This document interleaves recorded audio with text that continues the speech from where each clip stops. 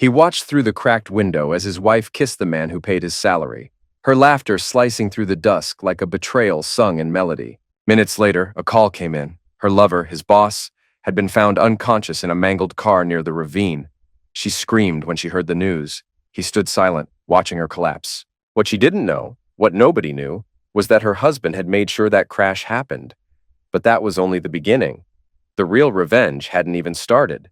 Daniel Rourke adjusted his safety vest and checked his clipboard one last time before heading into the construction site. 20 years as a building inspector in Detroit's suburbs had taught him to notice details others missed. Loose bolts, unstable foundations, code violations hidden behind fresh paint. He prided himself on catching what shouldn't be there. He just never thought he'd need those skills at home. Melanie had been different for months. Cold kisses that felt like obligations, phone calls that ended when he walked into rooms, late nights at corporate conferences that never appeared on her company calendar. She worked HR at TechFlow Systems, same company where his boss Eli Cranston served as regional director. Small world, she'd said when they first met. Too small, Daniel was starting to think. The voice recorder was small enough to slip into her purse's inner pocket. $20 electronics store purchase, cash only. He felt dirty doing it, but the alternative was going crazy wondering. 3 days later, he listened to the playback in his truck outside a job site. Melanie said, "Baby, he suspects something." Eli said, "Danny boy's too trusting, always has been." Eli's laugh made Daniel's hands clench the steering wheel. Eli continued, "Besides, what's he gonna do? Guy can barely afford his mortgage without my recommendation letters." Melanie said, "I feel guilty sometimes." Eli said, "You'll feel better when we're in Cabo next month. Just the two of us." Daniel rewound and played it again. Cabo, next month, just the two of us. He drove home in silence, mind racing through calculations. Melanie earned $62,000 at TechFlow. His inspector's salary barely cracked $45,000. They had maybe $3,000 in savings. Cabo wasn't happening on his dime. That evening, Melanie announced she had a conference dinner downtown. TechFlow's quarterly thing. Boring speeches, rubber chicken. She kissed his forehead like he was her brother. "Don't wait up." Daniel waited exactly 30 minutes, then followed. The restaurant was upscale, the kind of place that charged $20 for pasta. Through the window, he spotted them immediately. Corner booth, too close together, her hand on his thigh. Eli Cranston, 45 years old, married with twin boys, graying at the temples, but still handsome in that executive way women seem to love. Daniel's boss, the man who signed his performance reviews, who could end his career with a phone call. He sat in his truck across the street and watched them share dessert, watched Eli's hand disappear under the table, watched his wife of 12 years lean in and whisper something that made the other man throw his head back and laugh. By 10 p.m., they were in Eli's Mercedes, windows fogging in the parking garage. Daniel took pictures with his phone from 3 spaces away. The flash was off, but the streetlight gave him everything he needed. He could have confronted them, could have banged on the window, made a scene, ended it right there.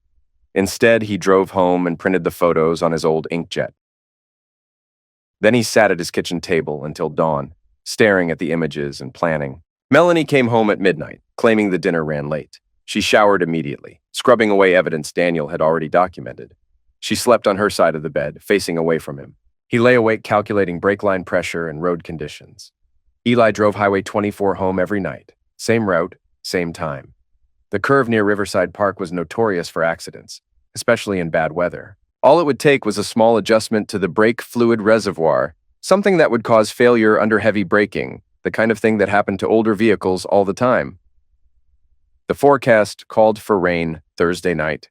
Daniel had inspected enough accident scenes to know exactly how to make it look natural. Thursday morning, he called in sick and drove to TechFlow's parking garage at lunch. Eli's Mercedes sat in its reserved spot, unlocked. Executives always felt too important for basic security. The brake line access was straightforward. Daniel had his toolbox and knew exactly what to do. A small puncture, barely visible, positioned to fail under pressure. The kind of thing that would show up as metal fatigue in any investigation. He was done in 6 minutes. That evening, he sat on his porch with a beer, watching storm clouds gather. Melanie had left for another late meeting, but he'd already checked. Eli's car was still in the garage at 7 p.m. They were probably at that hotel downtown, the one with hourly rates and discreet parking. His phone rang at 9:47 p.m. "Danny?" Oh God, Danny? Melanie's voice was raw with panic. There's been an accident, Eli. His car went off the road near Riverside Park. They found him unconscious. They think his spine is damaged. Daniel stepped into the rain, letting it soak through his shirt. How bad? I don't know. I'm at Detroit General now. The doctors won't tell me anything because I'm not family. She was crying, the sound mixing with static from the hospital phone. I need you here. On my way, he said, and hung up. He stood in the rain for another minute, water running down his face, and smiled. Detective Arjun Tellez arrived at Riverside Park at 6 a.m. Friday, 12 hours after the accident. The Mercedes had been towed, but skid marks and debris painted a clear picture. Vehicle traveling eastbound lost control on the curve, struck the guardrail, and rolled twice before coming to rest in the ravine. Brake failure, the tow operator said, lighting a cigarette. Happens with these luxury cars. Owners never maintain them proper. Tellez walked the scene anyway. 23 years on the force had taught him to trust his instincts. And something felt off. The skid marks were too short. If Eli Cranston had been driving at the posted speed limit, there should have been more evidence of attempted braking. He made a note to examine the vehicle more closely. At Detroit General, Daniel found Melanie in the ICU waiting area, still wearing the black dress from her meeting. Her makeup was smudged, her hair disheveled. She looked like exactly what she was, a woman who'd received devastating news about her lover. Daniel asked, "How is he?" Melanie said, "Spinal fracture at L2 and L3. They had to operate twice." She wiped her nose with a tissue. "The doctors say he might never walk again." Daniel nodded sympathetically while calculating the implications. Paralyzed meant unemployed.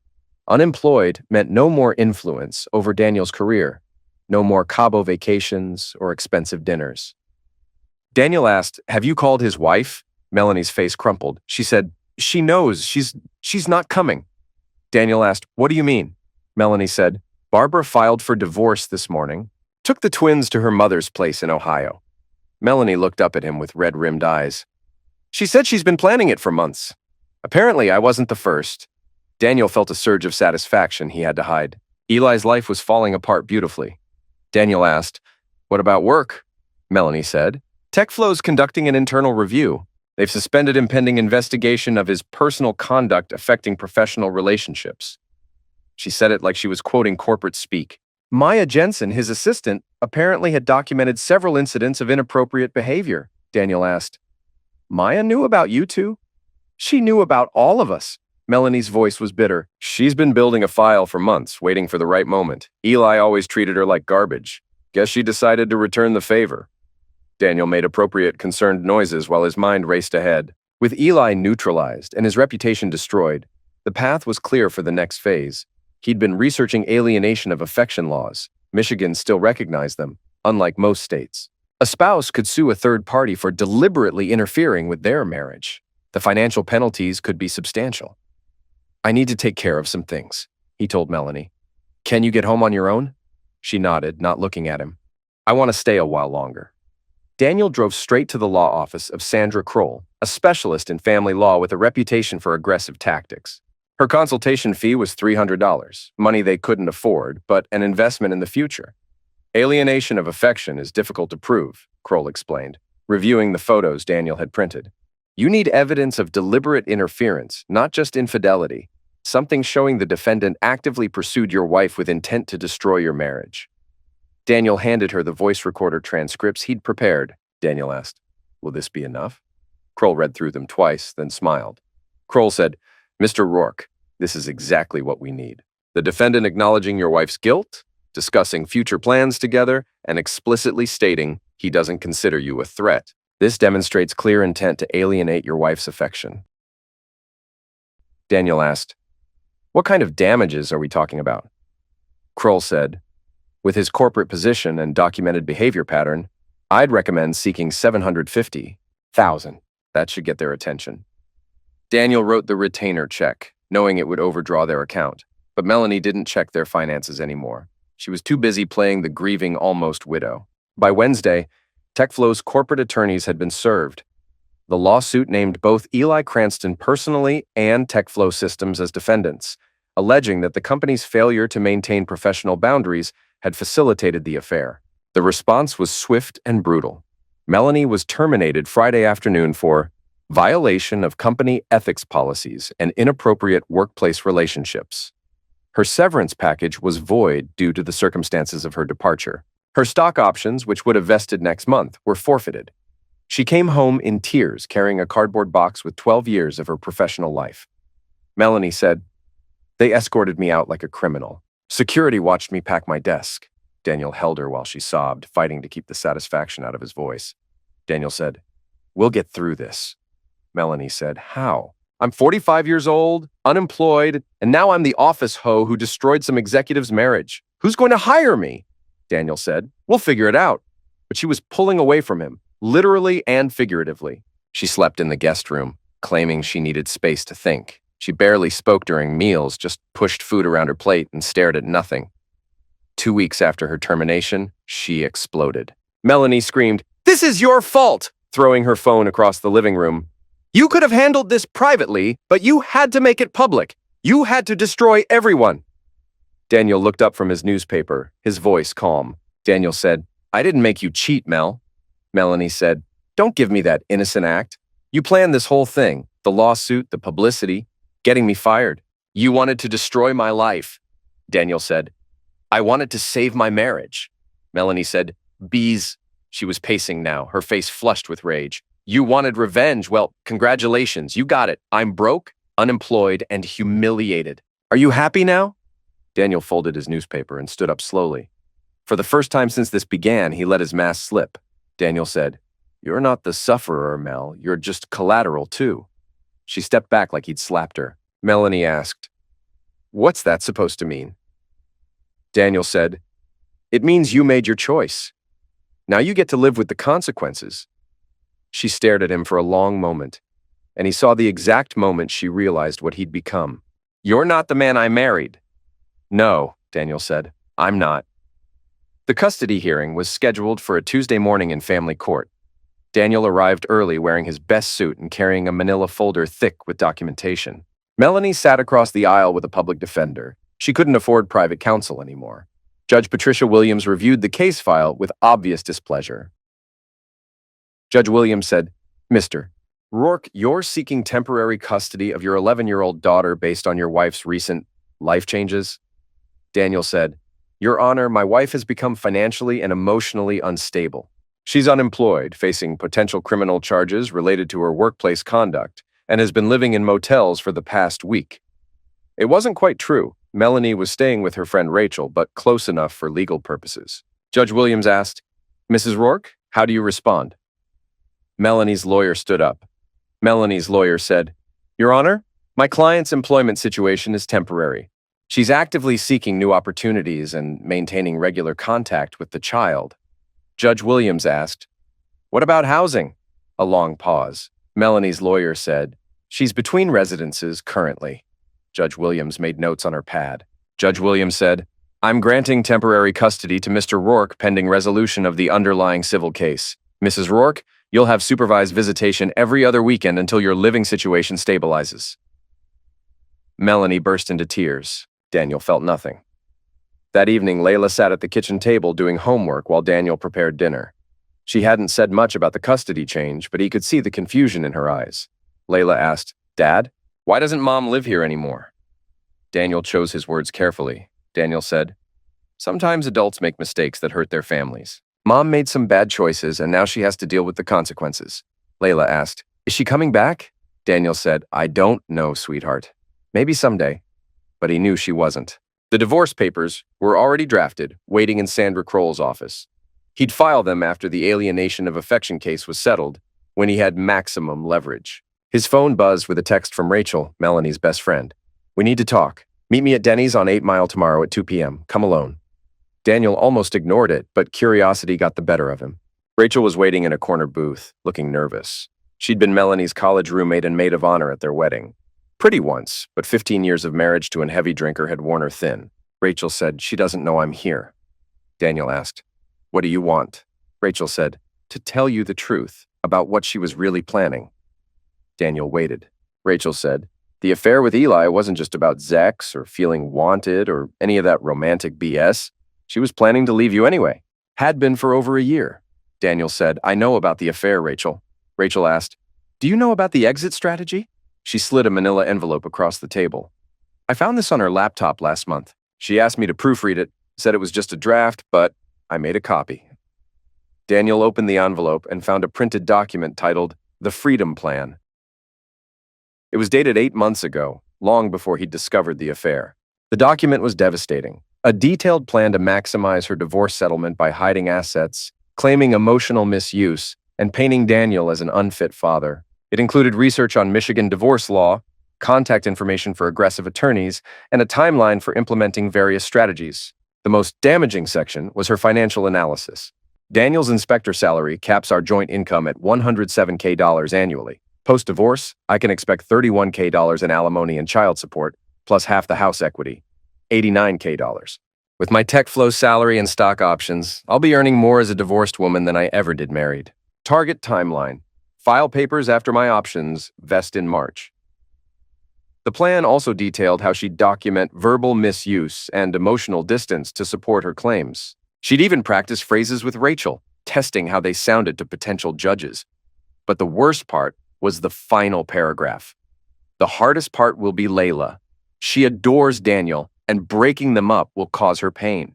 But children adapt, and she'll understand when she's older that I had to choose my own happiness. A miserable mother serves no one. Daniel read it twice, feeling something cold and final settle in his chest. Daniel asked, "Why are you showing me this?" Rachel lit a cigarette with shaking hands. Rachel said, "Because she's going around playing the sufferer, acting like you destroyed her perfect life out of jealousy. But you were never her life, Danny. You were just her safety net while she figured out how to do better." Daniel said, "She asked you to help her." Rachel said, "Yeah, and I said yes, because I'm a good friend, and she seemed so unhappy." Rachel took a deep drag. "But watching what happened to Eli, seeing how you systematically dismantled everything, I realized you already knew. Somehow, you knew what she was planning." Daniel said nothing. Rachel asked, "The car accident wasn't an accident, was it?" Daniel said, "I don't know what you mean." Rachel studied his face. Rachel said, "Jesus Christ, Danny. What did you do?" Daniel said, "I protected my family." Rachel asked, "By crippling a man?" Daniel said, "By stopping someone from destroying everything I'd worked for." Daniel's voice was still calm, but there was steel underneath. "She wanted to take my daughter, my house, my income, and my future. All for some corporate a-hole who treated her like a disposable toy." Rachel said, "So you decided to play God?" Daniel said, "I decided to play chess." Daniel stood up, pocketing the Freedom Plan document. "Thanks for this. It'll be useful in court." Rachel said, "Danny, you need to stop. This is spiraling out of control." Daniel said, "No, Rachel. This is just getting started." That night, Daniel sat in his study reviewing bank statements and tax returns, building the financial profile he'd need for the divorce proceedings. Melanie had been clever about hiding money. Small cash withdrawals, payments to fictitious vendors, prepaid credit cards, but not clever enough. He found the secret account at Great Lakes Credit Union, $17,000 accumulated over 2 years, money that should have gone toward Layla's college fund or paying down their mortgage. His computer chimed with an email notification. The sender was anonymous, but he recognized the writing style immediately. Email read, "I know what you did to Eli's car. I have proof. If you don't drop the lawsuit and agree to an uncontested divorce with equal asset division, I'll take what I know to the police. You have 48 hours to decide." Daniel stared at the screen for a long moment, then reached for his phone. Daniel said into the phone, "Sandra, it's Daniel Rourke. I need to move faster on the alienation case. How quickly can we get a court date?" Sandra said, "Well, if you're willing to pay rush fees and court costs, maybe 2 weeks." Daniel said, "Do it. And I want to add racketeering charges against TechFlow. Industrial espionage, corporate conspiracy, the works." Sandra said, "Daniel, that's a serious escalation. Are you sure?" He thought about Melanie's freedom plan, her secret account, her threat to destroy him in divorce court. Daniel said, "I'm sure." Sandra asked, "What's the urgency?" Daniel looked at the email again, then deleted it. Daniel said, "Someone's trying to extort me. I want to make sure they understand the consequences of threatening my family." After hanging up, he opened his desk drawer and pulled out a sonogram image he'd found in Melanie's purse 3 days ago. The date stamp showed it was taken last week. The image was clear enough to show a healthy 8-week-old fetus. He'd been wondering how to use this information. Now he knew. The doorbell rang at exactly midnight. Daniel opened it to find Melanie standing in the rain, mascara streaking down her cheeks. Melanie said, "We need to talk."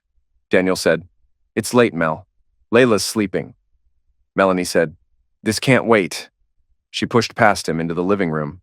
"I'll drop the blackmail. I'll agree to whatever custody arrangement you want. Just please stop the lawsuit. I'm begging you." Daniel closed the door slowly. Daniel asked, "What blackmail?" Melanie said, "Don't play games. You know what I'm talking about." Daniel said, "Actually, I don't, but I know about this."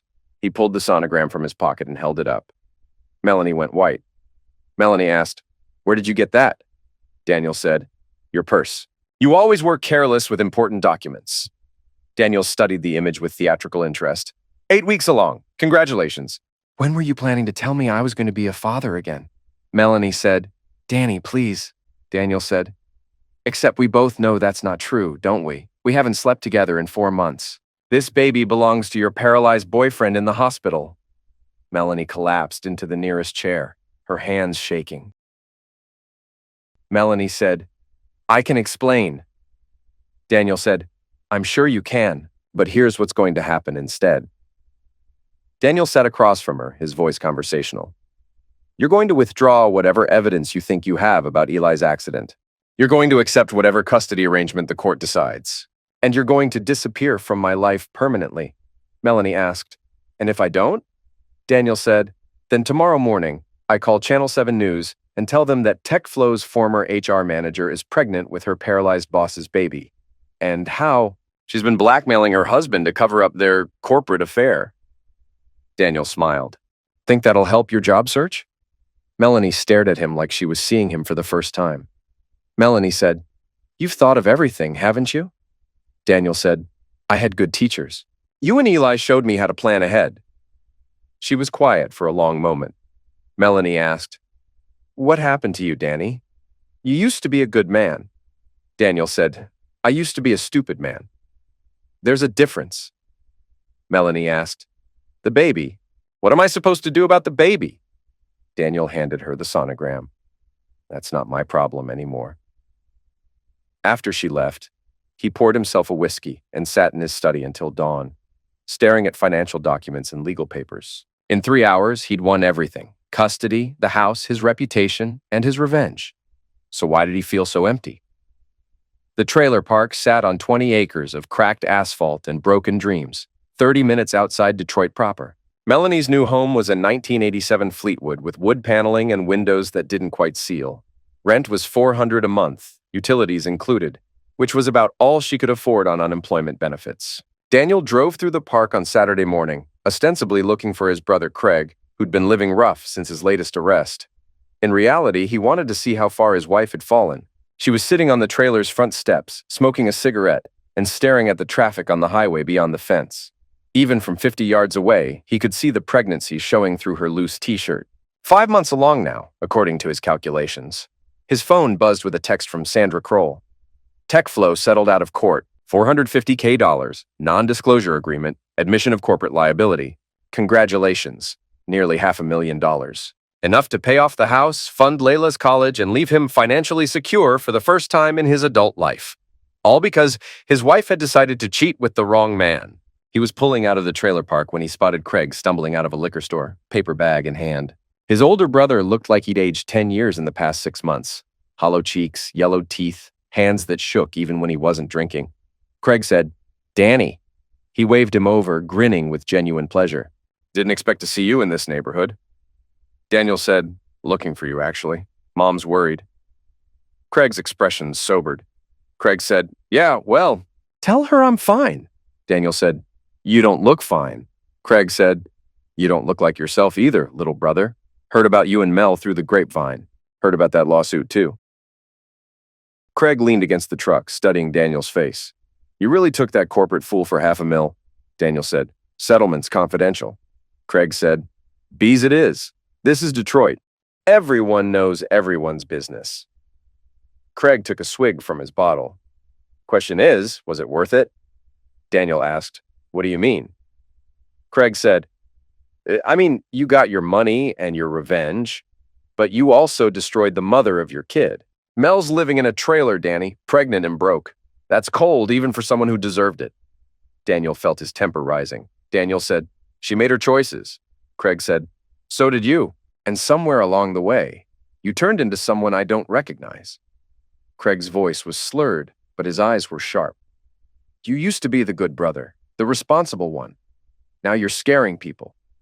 Daniel said, "People should be scared. Actions have consequences." Craig said, "So do reactions. You're spiraling, Danny. I know the signs because I've been there." Craig gestured around the trailer park.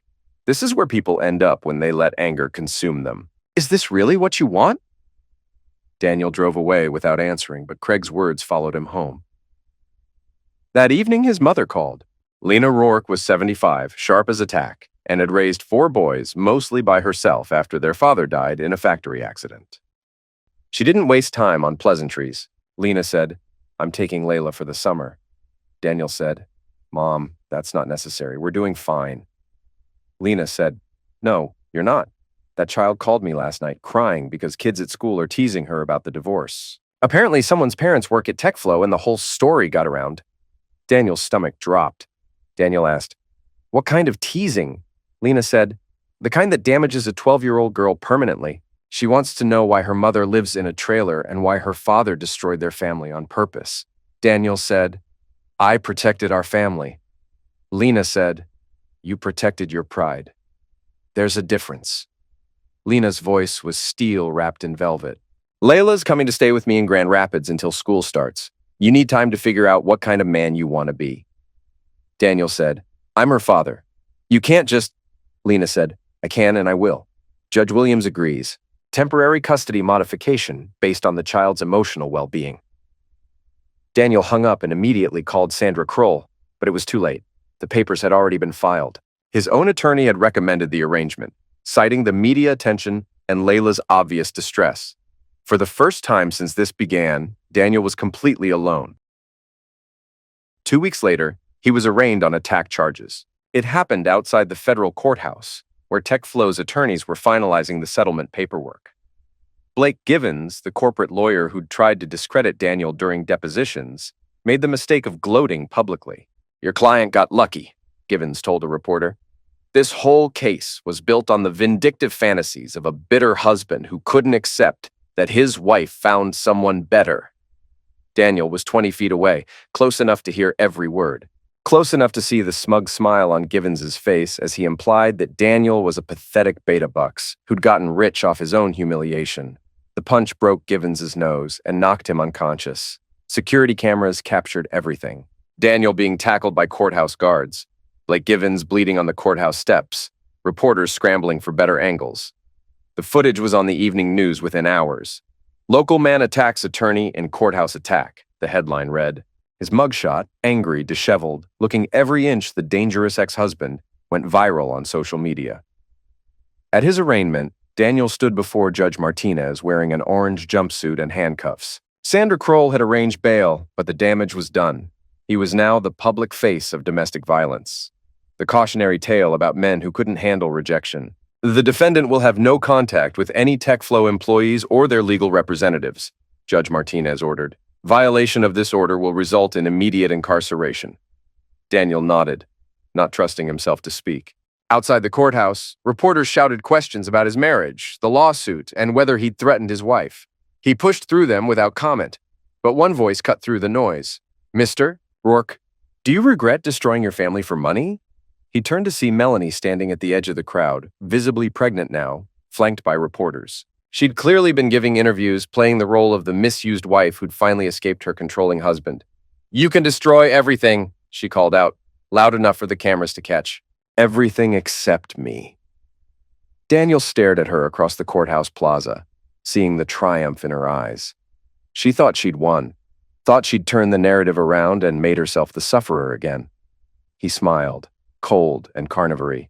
Challenge accepted. That night, he sat in his empty house with a bottle of whiskey and a laptop, researching everything he could find about bankruptcy law, parental rights, and the statute of limitations on various felonies in Michigan.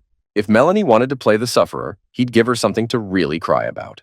The real war was just beginning. The corporate gala was TechFlow's annual celebration, held at the Detroit Marriott with 500 guests, an open bar, and enough corporate networking to make anyone sick. Daniel wasn't invited, but security at these events was always theater. Rent-a-cops checking names against lists they couldn't read in dim lighting. He wore his best suit and carried a leather portfolio that made him look like just another executive. The name tag he'd printed read, David Richardson, Municipal Contracts, generic enough to avoid questions, but official enough to get past the door. Inside, the ballroom buzzed with conversations about quarterly projections and market expansion.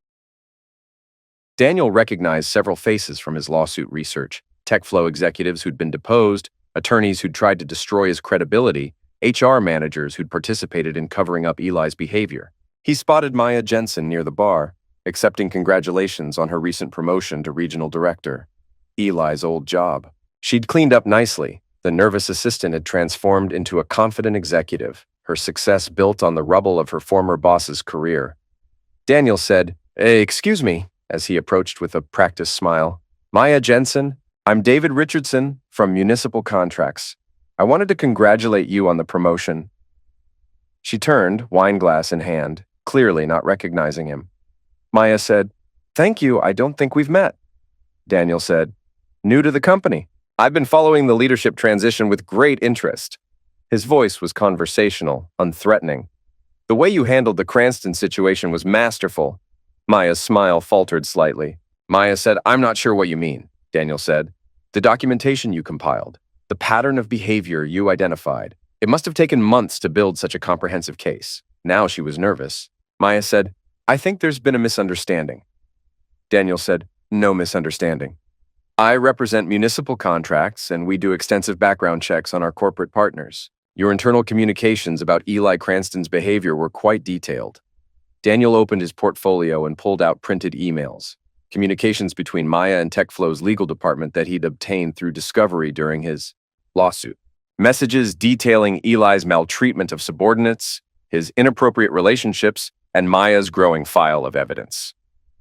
Daniel said, "These emails show you'd been documenting Mr. Cranston's behavior for over a year before the accident. Quote, when the time is right, we'll have everything we need to end his career permanently." Maya went pale. Maya said, "Those were taken out of context." Daniel said, "Were they? Because to me they read like conspiracy. You and others actively working to destroy a man's career and reputation?" He leaned closer, voice dropping to a whisper. "The only question is whether you were planning to act before or after my wife's affair gave you the perfect opportunity." Maya said, "I don't know what you're implying." Daniel said, "I'm not implying anything. I'm stating facts." He smiled coldly. "You used my marriage as a weapon to settle your personal vendetta. My wife was your unwitting accomplice." Recognition dawned in Maya's eyes, followed immediately by fear. Maya said, "You're Daniel Rourke." Daniel said, "Guilty as charged. And you're the woman who orchestrated my wife's destruction while pretending to be the heroic whistleblower." Maya looked around frantically, but they were in a corner of the ballroom far from the main crowd. Maya asked, "What do you want?" Daniel said, "Justice. For both of us." He pulled out his phone and opened a recording app. "See, I think you and I were both sufferers of Eli Cranston's manipulation. The difference is you were smart enough to plan ahead while I just got angry." Maya said, "I'm not saying anything else." Daniel said, "You don't have to. I already have enough." He held up his phone, showing the recording that had been running since he approached her. "Corporate conspiracy, premeditated character assassination, possibly even blackmail depending on how deep I dig." Maya said, "That recording won't hold up in court. You didn't have my consent." Daniel said, "Michigan's a one-party consent state for recordings, but you're right. This probably won't hold up in criminal court." He pocketed the phone. "Good thing I'm not planning to take it to court." He walked away, leaving Maya standing frozen by the bar. The real show was about to begin. Daniel made his way to the presentation area, where TechFlow's CEO was scheduled to give the annual address. The podium had a wireless microphone and projection screen, both connected to the hotel's AV system. Security was focused on the crowd, not the equipment. It took him less than 2 minutes to connect his laptop to the system's wireless network. Hotel conference centers were notoriously unsecured. They prioritized convenience over protection. At exactly 9 p.m., as CEO Robert Chen began his speech about corporate values and ethical leadership, Daniel initiated the presentation he'd prepared. The projection screen flickered, then displayed a series of internal TechFlow emails. Not the sanitized versions released during Discovery, but the raw communications between executives discussing the Cranston problem and how to manage the fallout from his behavior. The audience murmured, confused by the technical glitch. Chen continued speaking, unaware that behind him his company's dirty laundry was being aired in real time. Email after email scrolled across the screen. Executives joking about Eli's conquests, HR discussing how to contain the situation, and legal strategizing about minimizing corporate liability. The most damaging was a message from Chen himself. Let Cranston burn, but make sure the company looks like the sufferer. Someone in the audience pointed at the screen. Chen turned around and went white. Ladies and gentlemen, Daniel's voice came through the wireless microphone as he stepped onto the stage. I apologize for the interruption, but I thought you should see what your leadership really thinks about ethical conduct. Security moved toward the stage, but Daniel was already switching to the next presentation, a video montage of Melanie and Eli's affair, compiled from surveillance footage he'd gathered over months. Hotel security cameras, restaurant footage, parking garage recordings, a complete timeline of their relationship set to corporate elevator music. The audience was transfixed. Some were recording with their phones, others trying to process what they were seeing. These weren't strangers. Many knew both Eli and Melanie personally. This is the woman TechFlow's executives describe as a corporate liability, Daniel continued. But she was just following the example set by your leadership, a culture where married executives prey on subordinates while HR covers it up. Chen was frantically signaling to security, but the damage was spreading beyond the ballroom. Several attendees were live streaming on social media, broadcasting TechFlow's humiliation to thousands of viewers. Daniel's final slide was a simple text message. TechFlow systems, where corporate ethics come to die. Security finally reached him, but he offered no resistance. He'd accomplished what he came for. The footage went viral within hours. #TechFlow scandal became a trending topic as social media dissected every frame of the presentation. Business reporters picked up the story, analyzing the corporate communications and questioning TechFlow's leadership culture. But the real bombshell came the next morning. Daniel's doorbell rang at 6 a.m. Through the window, he saw Melanie standing on his porch, shaking with rage. Melanie said, "You son of a witch." When he opened the door, she continued, "Do you have any idea what you've done?" Daniel said, "I exposed the truth." Melanie said, "You destroyed my life again." She pushed past him into the house. That video is everywhere. My face is on every news site in Michigan. I can't get a job anywhere now. Daniel said, "Maybe you should have thought about that before you decided to blackmail me." Melanie said, "I never blackmailed anyone." Daniel pulled out his phone and played a recording, Melanie's voice threatening to go to the police about Eli's accident unless Daniel dropped the lawsuit. Daniel said, "Funny, because this sounds like extortion to me." Melanie stared at the phone. Melanie said, "You recorded our conversation?" Daniel said, "I record everything now. It's amazing how differently people behave when they know their words have consequences." She sank into a chair, the fight going out of her. At 7 months pregnant, she looked exhausted and defeated. Melanie said, "What do you want from me, Daniel? What will it take for this to end?" Daniel said, "I want you to tell the truth." Melanie asked, "About what?"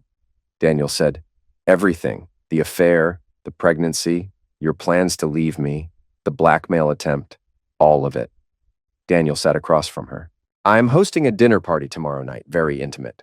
Just you, me, and a few friends with cameras." Melanie said, "You want to humiliate me publicly?"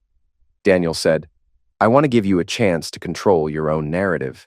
You can tell your side of the story, explain your motivations, maybe even generate some sympathy." Melanie studied his face. Melanie asked, "And if I refuse?" Daniel said, "Then I release the recordings anyway, along with some additional evidence I've been saving. Bank records showing your hidden accounts, text messages with Eli discussing your exit strategy, medical records proving the baby isn't mine." Melanie asked, "You broke into my medical records?" Daniel said, "I had them subpoenaed during Discovery. Turns out pregnancy records become relevant in alienation of affection cases." Melanie was quiet for a long time.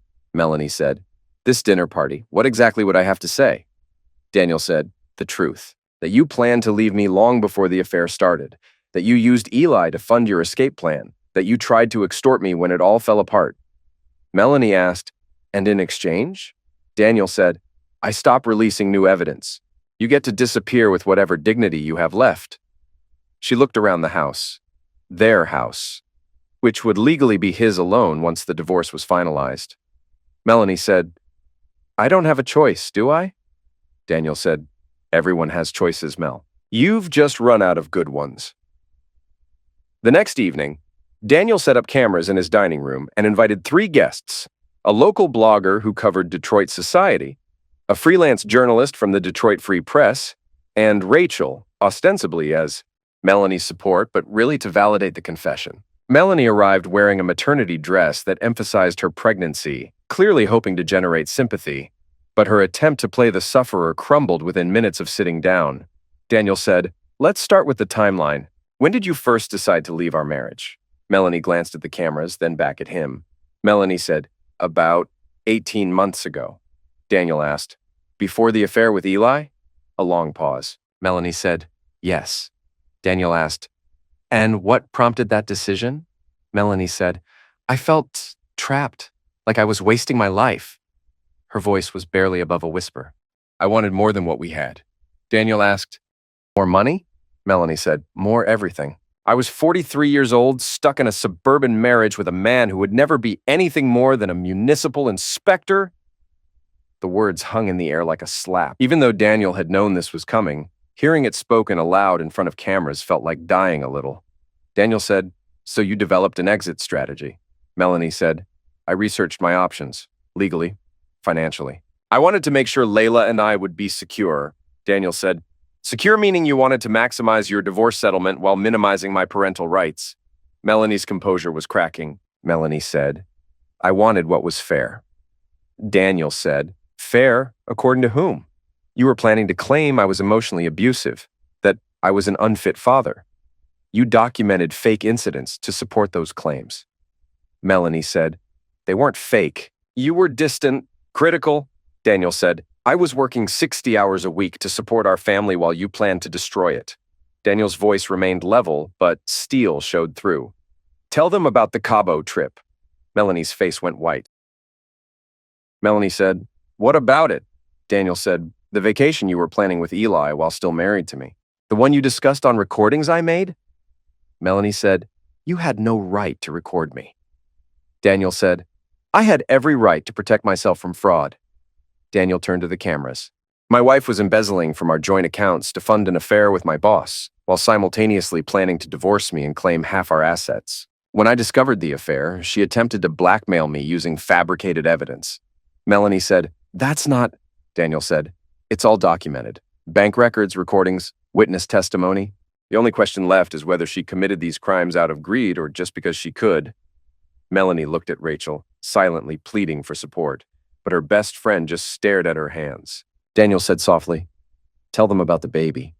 Melanie's composure finally shattered. Melanie said, please don't make me do this. Daniel said, tell them. She took a shaky breath. Melanie said, the baby isn't Daniel's. Daniel asked, whose is it? Melanie said, Eli Cranston's. Daniel said, the man you claim manipulated and coerced you into an affair? Melanie was crying now, mascara streaming down her cheeks. Melanie said, it wasn't like that. Daniel asked, then what was it like? Melanie said, I loved him. I thought he loved me. We were going to be together after I divorced you. Daniel said, so you were never a sufferer? No, she whispered. I was never a sufferer. The confession continued for another hour, with Melanie admitting to the hidden bank accounts, the fabricated misuse claims, and the attempt to frame Daniel as an unstable husband. By the end, she was sobbing uncontrollably, while the cameras recorded every moment. As the journalists packed up their equipment, Rachel finally spoke. Rachel said, Mel, I'm sorry. I can't do this anymore. Melanie asked, what do you mean? Rachel said, I mean, I can't watch you destroy yourself and everyone around you. I'm done being your accomplice. Rachel left without saying goodbye. The journalists followed, already editing their footage for tomorrow's news cycle. Daniel and Melanie sat alone in the dining room, surrounded by the wreckage of their marriage. Melanie asked, are you happy now?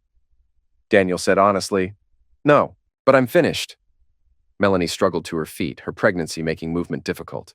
Melanie asked, what happens now? Daniel said, now you disappear. Leave Detroit, change your name, start over somewhere else. I'll make sure you have enough money to get by until the baby comes. Melanie asked, and after that? Daniel said, after that, you're not my problem anymore. She paused at the door. You know this won't bring you peace, right? Destroying me won't make you whole again. Daniel looked at her for a long moment. Maybe not, but it'll have to be enough. After she left, he poured himself a whiskey and sat in his empty house, listening to the silence. Tomorrow, Melanie's confession would be front-page news. TechFlow's stock would probably drop another 10 points. Eli would face criminal charges for corporate misconduct. He'd won everything he'd set out to win. So why did victory taste so much like ashes? The DNA test results arrived on a Tuesday morning, delivered by certified mail to Daniel's office. He already knew what they would say, but seeing it in black and white still felt like a punch to the gut. Probability of paternity, 0%. The baby Melanie was carrying, due in 6 weeks, was definitively not his child, which meant every assumption about their marriage, every moment of closeness over the past year, had been built on lies. He drove to the hospital where Eli Cranston was still recovering from his accident. 8 months had left the man a shadow of his former self, paralyzed from the waist down, abandoned by his family, facing criminal charges for corporate misconduct.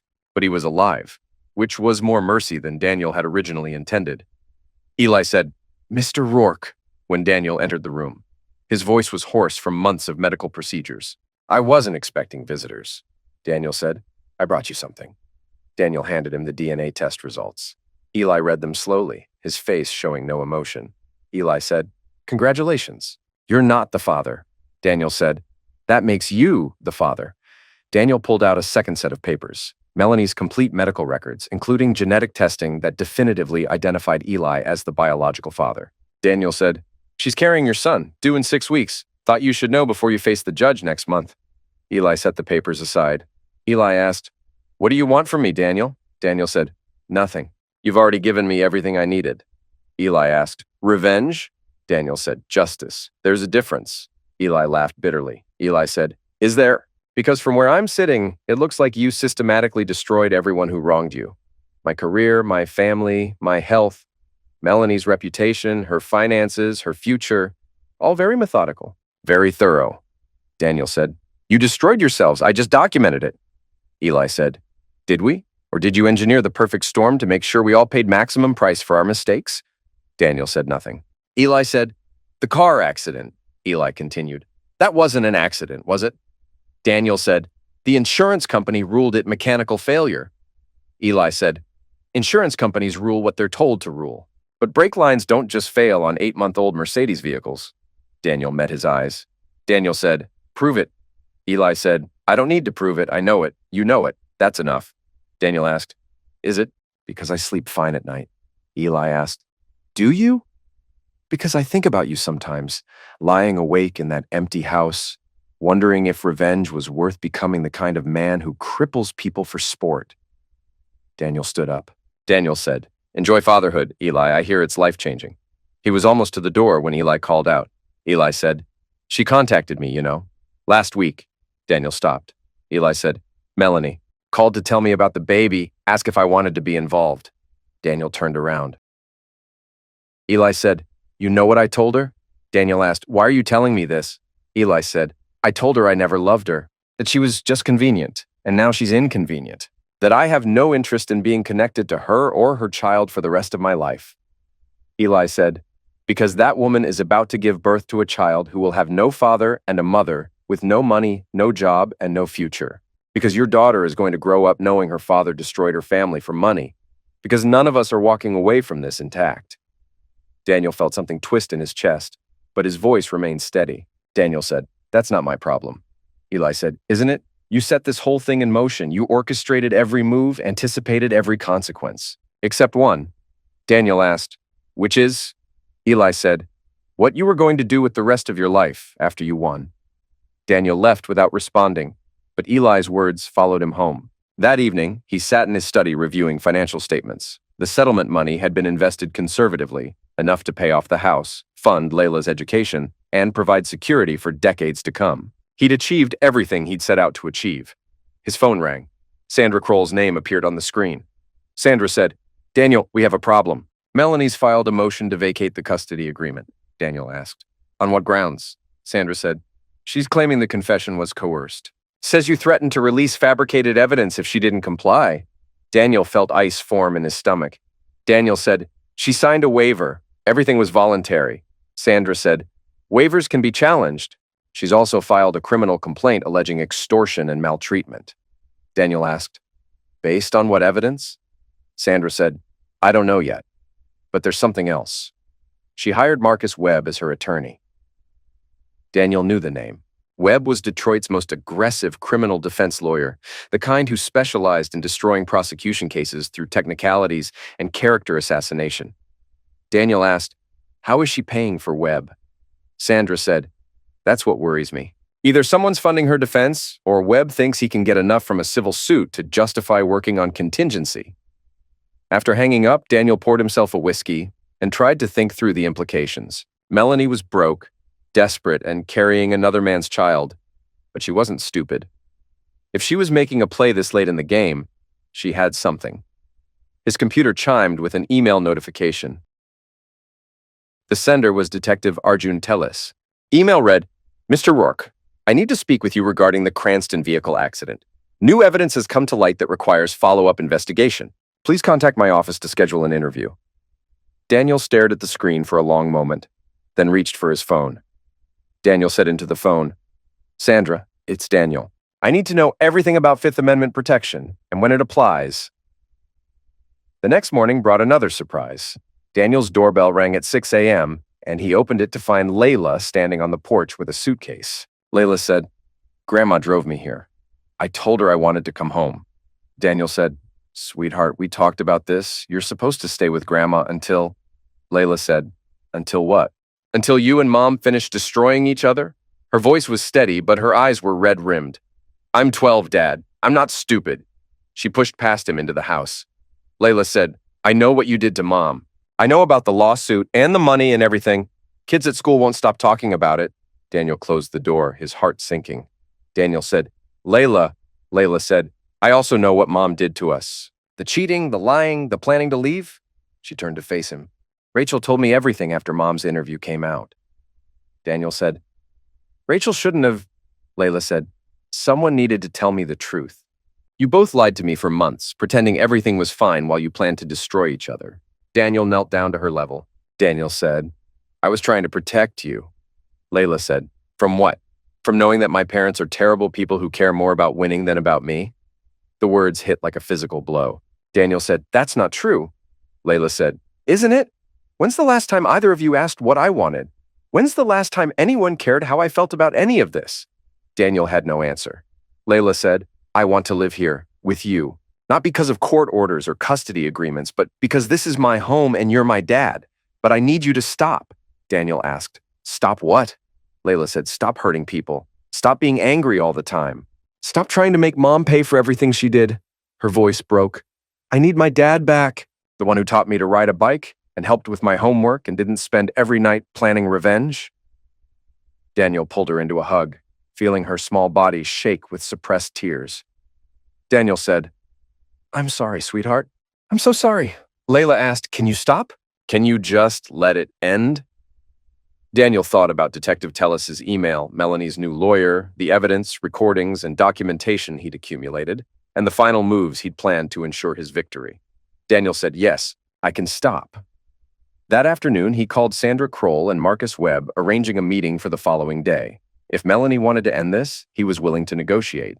But first, he needed to deal with Detective Tellis. At the police station, which Daniel remembered well, institutional green walls, fluorescent lighting, and the smell of industrial coffee, Tellis looked older than his 42 years, gray threading through his dark hair. Tellis said, thank you for coming in voluntarily, Mr. Rourke. I know you could have insisted on having an attorney present. Daniel said, I have nothing to hide. Tellis said, I hope that's true. He opened a manila folder. We've reopened the investigation into Eli Cranston's accident. New evidence suggests the brake failure may not have been accidental. Daniel kept his expression neutral. Daniel asked, what kind of evidence? Tellis said, microscopic analysis of the brake line shows tool marks consistent with deliberate puncture. The failure point was precisely positioned to cause maximum pressure loss during heavy braking. Daniel said, "Sounds like you should be talking to Mr. Cranston's mechanic." Tellis said, "We did." The car was serviced 3 days before the accident. Brake system was inspected and found to be in perfect condition. He leaned forward. "Someone tampered with that vehicle between the service appointment and the crash," Daniel asked. "You think it was me?" Tellis said, "I think you had motive, opportunity, and the technical knowledge to cause exactly this type of failure." Daniel said nothing. Tellis said, "You're a building inspector, Mr. Rourke. You understand mechanical systems, safety protocols, failure points. You would know exactly how to sabotage a brake line to cause an accident." Daniel said, "I would also know that kind of tampering leaves evidence." Tellis said, "Unless you thought you were clever enough not to get caught." Tellis pulled out a photograph. Security camera footage from TechFlow's parking garage showing Daniel's truck in the area where Eli's car was parked. Tellis said, "This was taken at 12:47 p.m. on the day of the accident. You called in sick that morning officially to deal with a family emergency. But here you are, in the parking garage where the sufferer's vehicle was located." Daniel studied the image. The timestamp was clear, his truck identifiable, but the photo didn't show him near Eli's car. Daniel said, "I was visiting my wife at work. She was upset about some office politics." Tellis said, "Your wife doesn't work there anymore." Daniel said, "She did then."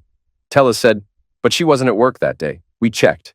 She'd taken a personal day to meet with Eli Cranston at a hotel downtown." Daniel felt the trap closing around him. Daniel said, "Then I was mistaken about why I was there." Tellis asked, "Were you? Or were you there to tamper with Eli Cranston's vehicle while he was occupied with your wife?" Daniel asked, "Do you have any evidence I actually touched his car?" Tellis said, "Not yet, but we're conducting a more thorough investigation. DNA analysis of the brake components, fingerprint examination of the undercarriage, review of additional security footage." He closed the folder. "If you did this, Mr. Rourke, we're going to prove it." Daniel asked, "And if I didn't?" Tellis said, "Then you have nothing to worry about." Daniel left the police station knowing his time was running out. If Tellis found definitive proof of sabotage, the legal strategy protecting him would collapse. Alienation of affection would become the least of his problems. That evening, he met with Sandra Kroll, Marcus Webb, and Melanie at Webb's downtown office. Melanie looked exhausted, 9 months pregnant, visibly stressed, wearing clothes that had seen better days. Webb said, "My client is prepared to make a deal.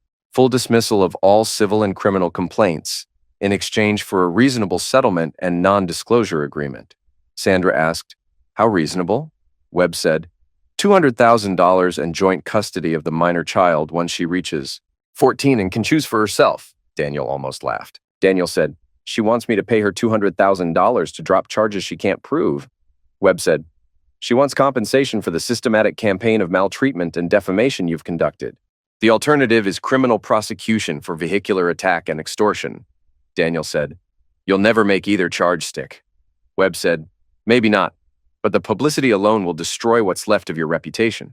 Your daughter will grow up knowing her father is a suspected felon." Daniel looked at Melanie. She was staring at her hands, silent, while her lawyer made threats. Daniel asked, "What do you want, Mel? Really?" She looked up, exhaustion in her eyes. Melanie said, "I want this to end. I want to have my baby in peace and raise him somewhere far from here. I want Layla to have a normal life with a father who isn't consumed by hatred." Daniel asked, "And the 200,000?" Melanie said, "I need money to disappear, to start over somewhere you can't hurt me anymore."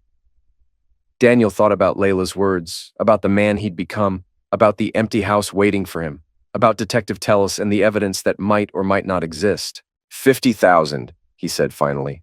"And you sign a statement admitting that everything in your confession was true. No takeback, no claims of coercion." Webb started to object, but Melanie held up her hand. "Deal," she said. 2 hours later, the papers were signed.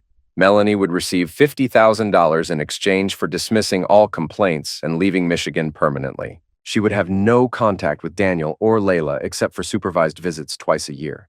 As they prepared to leave, Melanie approached Daniel one last time. Melanie said, "For what it's worth, I'm sorry." "About all of it?" Daniel asked, "Are you?" Melanie said, "I'm sorry I hurt Layla. I'm sorry I turned you into someone you hate. I'm sorry it all went so wrong. Daniel said, "But not sorry, you cheated." She was quiet for a moment. Melanie said, "No, I'm not sorry I tried to find happiness. I'm just sorry about how I went about it." Daniel said, "That's honest, at least." Melanie asked, "Will you take care of yourself?" "For Layla's sake?" Daniel said, "I'll try."